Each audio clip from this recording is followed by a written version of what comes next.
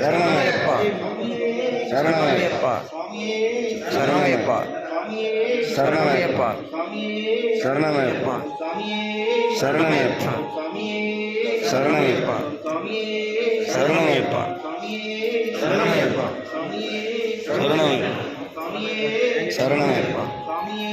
சரணமையப்பா சரணமையப்பா சரணமையப்பா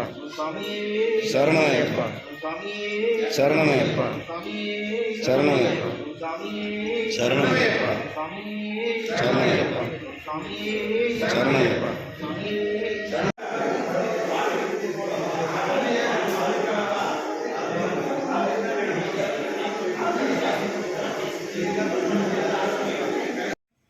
காலையில் 5 மணிக்கெல்லாம் எழுந்தாச்சு. ஏன் தெரியுமா? இன்றைக்கி நான் வந்து மாலை போட போகிறேன் ஐயப்ப சாமிக்கு. ஸோ அதனால தான் இவ்வளோ சீக்கிரம் எழுந்தாச்சு. எழுந்து நம்ம இப்போ குளிக்க போயிடுவோம்.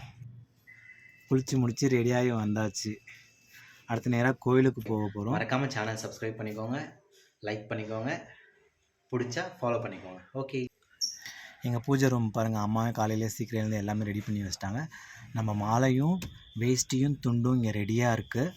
எங்கள் குருசாமி என்ன சொல்லிட்டாருன்னு பார்த்தீங்கன்னா, எல்லோரும் கோயிலுக்கு எடுத்துகிட்டு வந்துடுங்க, நான் பூஜை பண்ணி தரேன், அதுக்கப்புறம் வேஷ்டி கட்டிப்பீங்க அப்படின்னு சொல்லிட்டாங்க. ஸோ அதனால் எல்லோரும் கோயிலுக்கு எடுத்துகிட்டு போயாச்சு. பாருங்கள், எல்லோரும் எல்லா சாமிகளும் ரெடியாக இருக்காங்க. எல்லாம் ஒரு ஒருத்தராக வந்துட்டு இருக்காங்க. நான் எப்படி முன்னாடி போயாச்சு. பாருங்கள், எங்கள் குருசாமி அங்கே நிற்கிறாரு.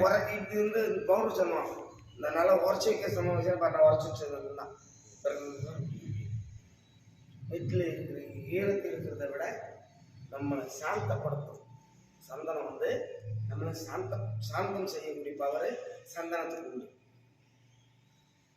அம்பாளுடைய இது வந்து குங்குமம் இல்லையா? சக்திக்கு என்ன வைக்கிறாங்க? குங்குமம். அதை அந்த அம்பாளுடைய பிரசாரமாக தான் நம்ம நெத்தியில் குங்குமம் வைக்கிறோம். புரியுதுங்களா?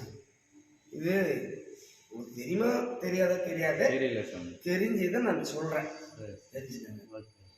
அதே போல் நம்ம இவ்வளோ நாள் நம்ம ஜாலியாக பேசுகிறதோ எல்லாமே ஓகே.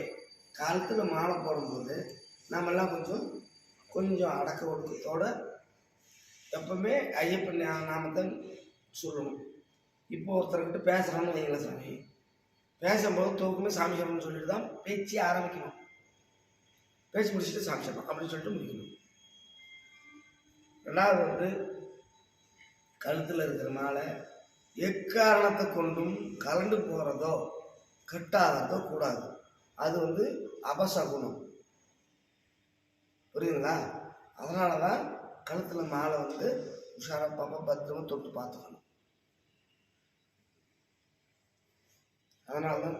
ரெண்டாவது வந்து பாய் மேலேயோ பெட்டு மேலேயோ படுக்கக்கூடாது. ஏன் சொல்லுங்க? அதாவது வந்து மாலை போட்டு நாம் போய் பெட்டு மேலே படுக்கிறது, பாய் மேலே படுக்கிறது, இப்படி நீங்கள் படுத்தீங்கன்னா பல இன்ப சுக கனவுகள் வரும். பல இன்ப சுக கனவுகள் வரும் பொழுது உங்களுக்கு நீங்கள் இருக்கக்கூடிய அந்த விரதத்தை பங்கப்படுத்தும்னா அந்த விரதத்தை கலைக்கும். ஆகையினால துண்டு பெட்ஷீட்டை விரித்து படுத்தீங்கன்னா தூங்கும் பொழுது அந்த கனவு வரும்போது கை கால அசையும் இல்லையா? அப்போது வந்து கீழே ஜில்லுன்னு தரப்படும்போது அப்போ நம்ம ஞாபகம் எங்கே வரும்? அப்படியே சொல்லணும், மாலை மேலே வரணும் சாமி சாமி அப்படின்ட்டு அந்த கனவு மாறி போயிடும். அப்போ உங்களுக்கு மாலை மேலே ஞாபகம். அதனால தான் வேட்டியோ அல்லது பெட்ஷீட் இப்படி போட்டு படுக்கணும் அப்படின்னு சொல்லணும். சரியா? ஏன்னா நம்ம சரவண சாமிக்கு தெரிக்கலாம், தெரியாமலும் இருக்கலாம். ஆனால் அவர் சொன்னார்னா நீங்கள் யாரும் அதை ஃபாலோ பண்ணுறதில்ல. நான் வேணும் சொன்னோம், நம்மளுக்கு ரிவர்ஸ் சாப்பிட்றாங்கண்ணா. அதனால நான் அப்படி இல்லை, நான் இப்படின்னா இப்படின்னா இப்படி தான் அப்படி கரெக்டாக சொல்லும். எனக்கு நீ ஒன்று பாரு, உங்களோட அசிஸ்டன்ட் சாமி இருக்கிறாங்க, அவங்களும் அதை அவங்கள சொல்லி எல்லாருக்கும் பசங்க சின்ன பசங்க சொல்லி அவங்களுக்கு வந்து ஃபாலோ பண்ண சொல்லு. ஆமாம், அன்பால் எல்லாமே அன்பால் சொல்ல எல்லாமே அடிக்கிற பாம்பு கூட அது அன்பு சக்தின்னு வச்சுக்கைய கீழே ஒன்று சக்தி பண்ணிட்டு போயிடும். அதை அடிக்க ஆய்வு நிறுத்தினா பட்டுன்னு போட்டு அன்பால் எல்லாமே அன்பு செலுத்தும் பொழுது எல்லாமே அன்புக்கு அடக்கும் சார். சரி. அதனால அன்பா சொல்லுங்க. எல்லோரும் நம்ம சாமிகள்லாம் நல்ல சாமிங்க தான், சொன்ன பேசி கேட்பாங்க. அதே போல சாமி குருசாமின்னா என்னன்னு தெரியுங்களா? சாமிமலைக்கு குடும்பம் ஒன்றா குருசாமி அப்படியா?